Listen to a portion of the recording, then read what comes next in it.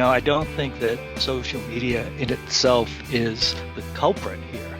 I think social media is a tool. Because Japan is largely economically stable and homogeneous society with shared cultural heritage and values. Can we take some lessons from countries like those? But look at this country right now. We have many, many cultures and many, many more cultures coming in. How do the schools possibly handle all of that diversity, right? How maybe because that in itself creates polarization and isolation. Forcing myself to actually read a book or actually read an issue, right? So don't get my news from social media, but actually pick out publications that are, relatively, professional.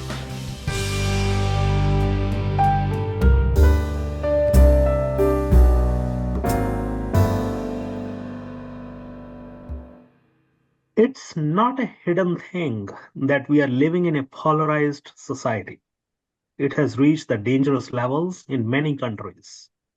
One of the polls in the United States shows that nearly 80% followers of both mainstream political parties, I mean both, believe that the other party followers are a threat to the society or democracy. I wonder how could the same people feel differently when they are at a workplace or at home, and thereby potentially killing the work culture and the home environment? What's causing this extremism that we are not able to tolerate different views? How do we set it right? Is there a cure for it? Or we just need to manage it? Friends, this is Lakshmikant, the host from Master G's Purpose DEI Lab. With me, as usual, I have Azara Anna, the co host from Global Peace Media. Azara has tons of experience in media. We'll get her perspective from Media Lens in a minute. Our special guest today is Ed Manley, seasoned corporate executive from Pennsylvania, who has lived several cultures in the world, conducted business in 35 different countries, and has observed cultural transformations taking place over the past 5 decades. We'll talk to him and get his views on what's causing a divide, how it's damaging our core cultural values, and we'll explore the pathways to bridge the gaps. Ed, welcome. Thank you very much, Lakshmi. It's a true pleasure to be here and talk about this very important topic. It's very timely with elections coming up. Uh, I have had the opportunity over the years to do quite a bit of travel and to interact with many different cultures. And I've really learned a lot of interesting things and observed a lot of things, mostly positive. Uh, the polarization that's happening today is something that's fairly new and kind of a strange phenomenon that I don't think any of us saw coming. But nonetheless, I absolutely look forward to talking to you about what's causing this, what are the effects, and as you say, most importantly, what can we do about it? Zara, I'm coming to you for your quick reactions since you have tons of experience in media industry. What's your takes? It's a lot of noise is that social media is responsible for this. Lakshmi, and hello, Ed. Nice to have you here as a guest. From my perspective, having been in media for a very long time, and even recent surveys have said the main culprit for the current polarization is mainstream media and the echo chamber of social media, because those are the two influencers that are manufacturing and creating reality, because most people get their information about anything, whether the present day candidates or anything else, from watching whatever media channel they think is telling them the truth. And the truth is that there is no media literacy at all in this country. So most people have no way of discerning whether what they're seeing and hearing in mainstream media or social media is in fact the very truth. There is no way that most people even know how to research the reality of anything that any candidate is saying, or have even the time. They're just locked into their own isolated little chamber, and that is causing a disastrous polarization effect, not only in this country, but it's echoing around the world. So those are my main thoughts here today, guys. Mhm. No, I can't agree more. In fact, one of the polls and research studies I was looking at, 62% users of social media say they have been exposed to more political content than they would otherwise see. And false news is spreading faster, meaning the false tweets being 70% more likely to be retweeted. These posts are not going to go away, and the social media is not going to go away. So, what do we do here? I don't think that social media in itself is the culprit here. I think social media is a tool. We're all the culprits. Every one of us who chooses to get on social media on any particular day and spend any time there. And if we choose to get our news there, that's our own fault. So I really don't look at social media as a culprit. It's more of a tool. And I think the challenge for all of us is to try to take steps. As first, I think the challenge is to recognize the dangers that are there and then to take steps. And I think that that has to start with the individual and it has to start with the family. And if we think a little bit from business lens and economics lens, I like to believe that the income gap, the economic trends, the real estate prices, they're all causing. They're part of the game because people get anxious when they look at their income levels.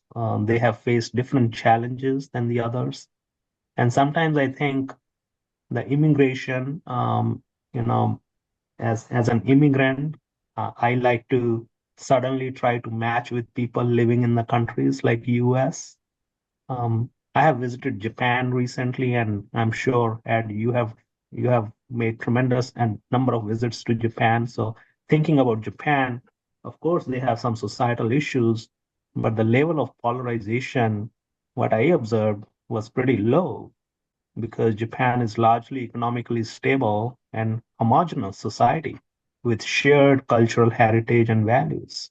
Can we take some lessons from countries like those? Yeah, I think that's a really interesting point, Lakshmi. And I also think of Singapore.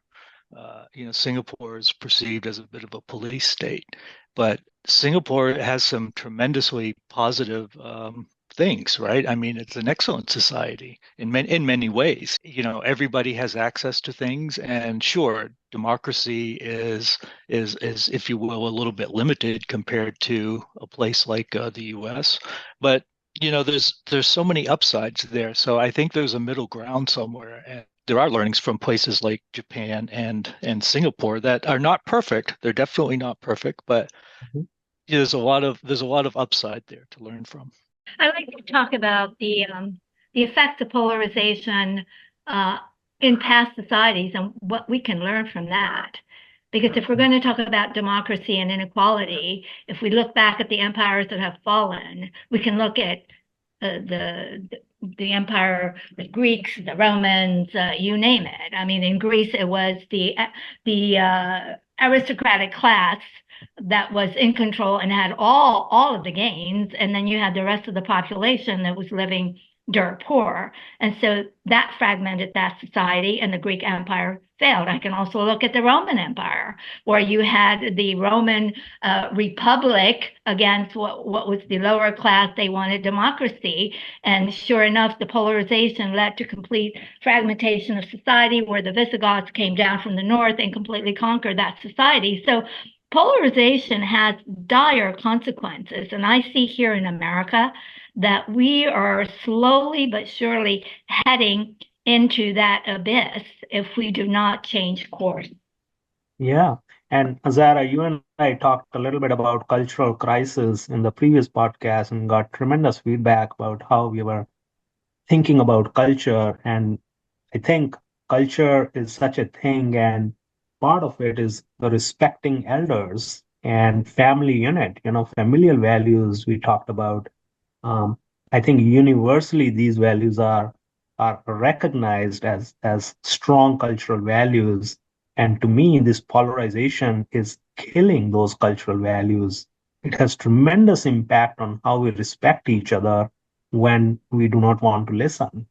And our kids, our younger generation, their minds are blocked on the phones and on the social media.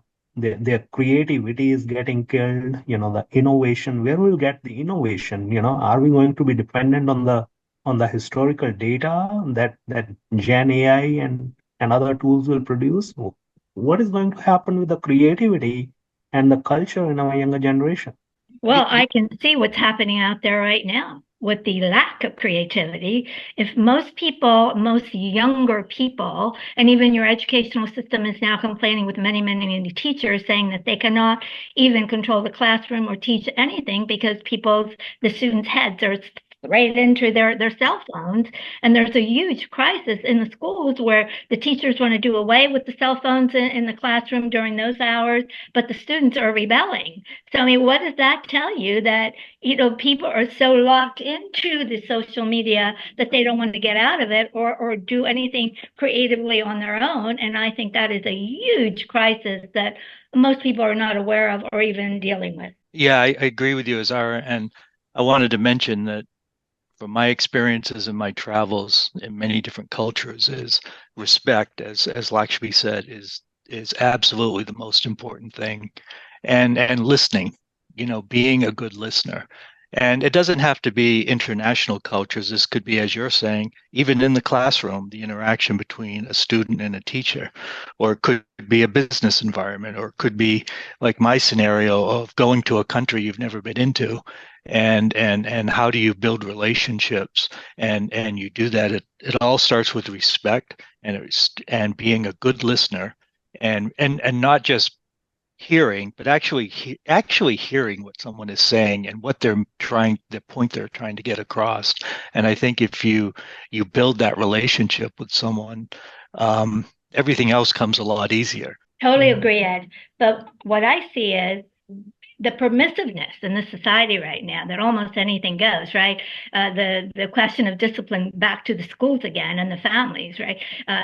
Families and teachers, because I talk to people all the time, and in fact, on a daily level, I'm talking to people from all over the country and the world as it happens, and they say to me, well, if there is no respect, as you say, there's really very little respect for the teachers, very little respect for any institution, whether it's education, government, media, or anything else. So there's lack of trust, lack of respect, and an increasingly permissive society. And people from around the world say to me, how can your society go along with this idea that people can just go into stores and steal anything they wanted? There are no consequences, no bail, no jail. So where is the respect for that in terms of the victim, the businesses, and everywhere else? So I mean, it's a huge problem that no one wants to address, particularly the government and the present election theater that we're under. Nobody wants to sort of tick off any voters by putting any restrictions on anything in this society. That's the way that it looks to me right now. And you and I are probably in the business field for the last 20 plus years. You have certainly more years than I had. The culture that I have seen or witnessed in the previous 15 years versus the recent 5 years is way different. I don't know if it is pandemic or economics or political or polarization. I think I blame it on polarization, social media, lack of respect. I see that naked eyes. One of the funny stories, and I'm sure Ed, you may have some stories as well. So as you, as Zara, I was looking at one of the posts on social media, and the reason I was looking at was it was posted by one of the very respectful and intellectual person that I deeply respect. The post was such misleading. Uh, it was showing the ranking of countries where people pay high or low taxes when they earn nearly $1 million a year. If we think about it, about 1% of the world population are millionaires, let alone earning $1 million a year. And how could you compare the dollar value income in African country versus US or India versus UK. The post, when seen by uneducated ones, will just brainwash them against or in favor of government policy. The problem is, these posts are not going anywhere. Social media is not going anywhere. I mean, what can I do in this case, looking at the post, except that putting a comment that this does not make sense? And Lakshmi, I want to build off that a second. So you talk about causing the polarization, and I know we want to get to what we can do about it here fairly soon. But if you think of that post, right, like that's someone right? So if you saw that person in the office, you would have a more thoughtful conversation, and you might get into the details and really try to understand a particular topic. But when you only see a post on social media, as you said, it's just a snapshot, it's a snippet of information. And you actually, like you say, no, it's just not true. And you might even have a negative feeling about that person because, the person is kind of going out on a limb in a polarized position. And you'd feel negative about that person. Whereas if you actually talk to them and spend 10, 15 minutes going through the issue in more detail, you might come to more common ground. And like I'll give you the example of, friends and family, like we all have, right? And sometimes I see their posts on social media and I think, my goodness, that's not a person I would want to know or hang around with. But when I talk to them on the telephone or face to face, I love them, right? And we get into the details, and I guess the point is we find a common ground, right? You Mhm. can talk about something and find a common ground, but you can't do that on social media because you only see one snippet of something. Yeah, well, that leads again to isolation, right? If we Right. only Mhm. see one snippet of anything, of anybody's post, there's really no time and no way, unless we really know the person that can just call them up and say, hey, what did you really mean by that? And can we discuss it? But random posts, we just cannot do that. And it is really a question of trying to build bridges and finding common ground with anyone, whether it's other Americans or people around the world, because we're not living in an island. We're a global world right now, global society, whether we like that or not. That's who we are.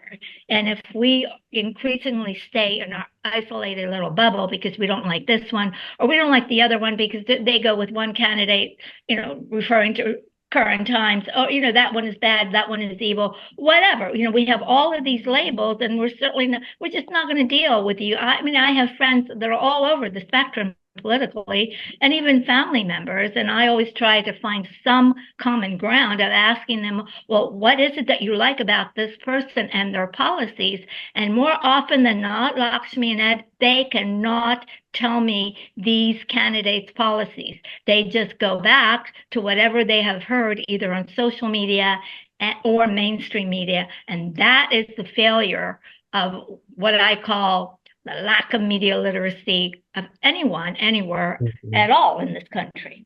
Yeah, clearly the media literacy is the key here. And I guess alongside that, the social gatherings and meeting with people and talking one-on-one rather than relying on these posts and scrolling through it. I know, Zara, you mentioned isolation. I think the loneliness is also the culprit. In the workaholic society, we are we are missing on personal connections with friends and families, and we are missing on spending time with them on a dining table. We are always on the phone, and what we are doing, we are looking at all these posts and spoiling our minds. Yes, that's what people are spending most of their time on. I mean, there are all kinds of statistics that say that. I mean, how many times have you walked into a restaurant and you'll see a family or three or four people sitting, and each one of them not talking to each other, they're just looking at their phones. That is insane. It makes me think of the word habits, and I think are very important. And unfortunately, and perhaps a little bit of the COVID period we had as well, which exacerbated the loneliness and isolation. But habits are very important, and over the last period of time, we've created some bad habits for all of us. And I think of myself because I'm as guilty as anyone else, and I really think about creating better habits for myself, and putting putting the phone down, right? Not having the phone near me when I'm doing other things, or you know, forcing myself to actually read a book or actually read an issue, right? So don't get my news from social media, but actually pick out publications that are, relatively, professional and really try to understand a particular issue and read about it. And it's really hard. It's hard to break these habits that we've created in the last few years. But in my mind, it's about we've got to instill better habits, and that can start at the family dinner table or in work environments, or even just what do I choose to do between the time I stop working in the day and I go to sleep. Am I going to look at my phone? Am I going to look at my iPad? Or am I going to read a book? Or am I going to interact with my family? And I have to consciously think about those choices and try to make the best decisions that I can for myself. And the same thing is for the younger generation. I was looking at one of the videos on this topic. They were like, you and I are not the reason behind polarization. But my point is, we are still getting impacted. And a younger generation could become a reason for the polarization if we do not take corrective actions. So it's on us as well and develop those habits. Look at this country right now. We have many, many cultures and many, many more cultures coming in. How do the schools possibly handle all of that diversity, right? Maybe because that in itself creates polarization and isolation in the classrooms where little groups are going to gather within each other and not really have much communication. And then you've got on top of that the resentment of the ones that were already there and the newcomers. I mean, what do we do about that? Because that's going to be a very, very huge problem, much more than it is right now. Right. One thing, one little example I wanted to mention. You've mentioned the school a couple of times as our is uniforms, and I grew up in public schools where we didn't wear uniforms, but I've seen situations where children have to wear them, right? We all see that in Yes. parochial schools and whatnot. But my wife and I were thinking about it, and you know what? I think uniforms are a great thing. And why are they a great thing? Because they address the point you're making. You're going to get you get a bunch of people together who are completely different, but if they have to all wear the same uniform, that's one little step in the right direction of getting them homogeneous. And then if we can get them into cultural things together, then or sports, right? They become a sports team or a band, and they're kind of all wearing the same clothes every day at school. Those are little steps I think that can be very important.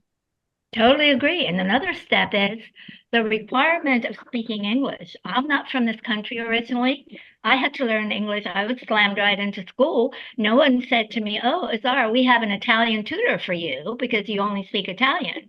I had to learn English. That is not the case anymore at all. You've got all of these, at least in New York City, you've got thousands and thousands of translators with all of these different cultures coming in. So how is anybody going to bridge all of that when they're still going to be isolated in their cultures because they're not really required to speak a common language? We all respect our backgrounds and our heritage, absolutely. But, Yeah. when you're here, so to speak, or someplace, you have to find common ground if you have to find a way to be together. And yeah, the language is absolutely, whether it's the uniforms or whether it's a language, sure. You have to find ways to bring people together. Yeah. And sometimes, and it's a sensitive topic, I know a lot of divide is around the immigration matter as well. Um, Countries like United States, UK, I had American dream, and I came to this country. I, in fact, ended up writing a book about my American dream. The workaholic culture, or too much concentration of power, too much concentration of money, right? That made people living in poor countries, like I came from India, feel that, hey, work, work, work. and my goal is to reach United States. And then I ultimately reached here, and here I'm trying to match up. And you know, no blame on the local population. They need time to adapt to my culture, understand me, um, you know, involve me into their activities, involve me socially into everything. So part of the problem is a little bit of over immigration happening in the last few years. How do you think about it, Ed Azara? When you don't have a border, you don't have a country. And history tells us that over and over again. I'm an immigrant to this country. I welcome and love immigrants, but they have to be done in a legal, respectful way. There is no Mhm. respect for Americans with what's happening at the border right now. No one is being checked. And definitely during the epidemic, while all of us were required to be vaxxed and masked, nobody was required that was coming illegally through the border for anything like that. So when you've got that kind of situation happening, you're going to have a population of Americans so completely resentful that they're not going to be as welcoming as they could be. Plus, they see all the border towns, all the resources strained to and a lot of them have fallen. They have no resources. And you've got mayors declaring, hey, we have to cut back on all your services, whether it's the veterans living in the street or anything else. We have to cut down on Medicare because we have to pay for the illegals here and put them up in hotels. What do you Yep. think that's going to do to a society at some point in time, except lead to a possible civil revolt? Absolutely. And I feel the same way because I made my way through legal means. Even I feel bad about it. If if someone who looks like me just crossed the border illegally and you know we are spending resources on them. We are, at least here in the New York, around the New York State area. You and I, Lakshmi, are in New Jersey, Mhm. but we see the effects in New York City, right? They, Yeah. they spend, I don't know how many billions and billions of dollars already, but there is no effort. They complain about it, but there's no effort to stem the tides of people coming in. So I predicted this a long time ago.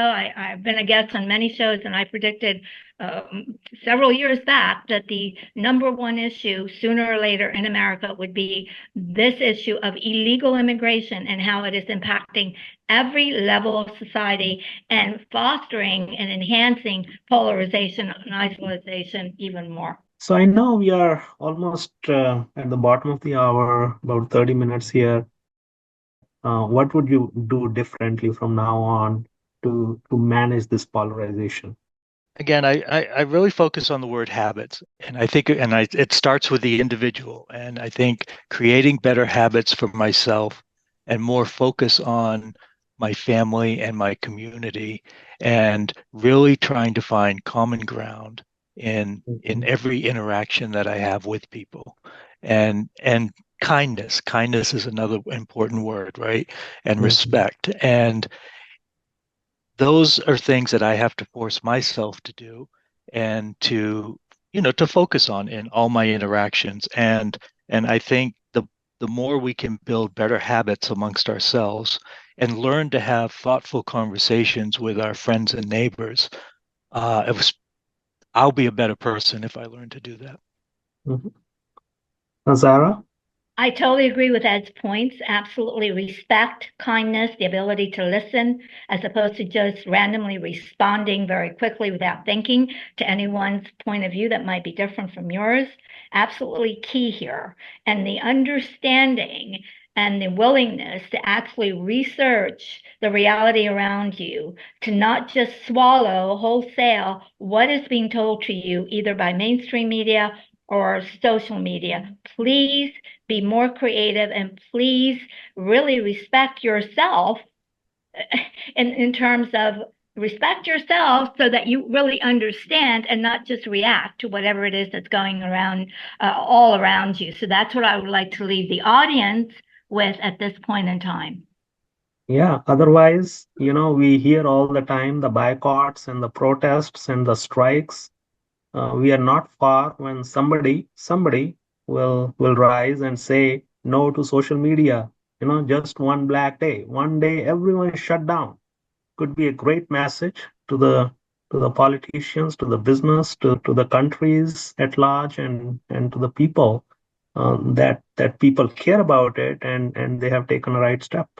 I'll thank Ed mainly for your contributions to our podcast, and we look forward to having to listen to you more on our future web podcasts. And Hazara, thank you as always for your insightful comments. Thank you, guys. I really enjoyed this conversation. And please, listeners out there, give us your feedback. We really love to know what it is that you're thinking about this or any other topic. Yes, thank you. Thank you very much.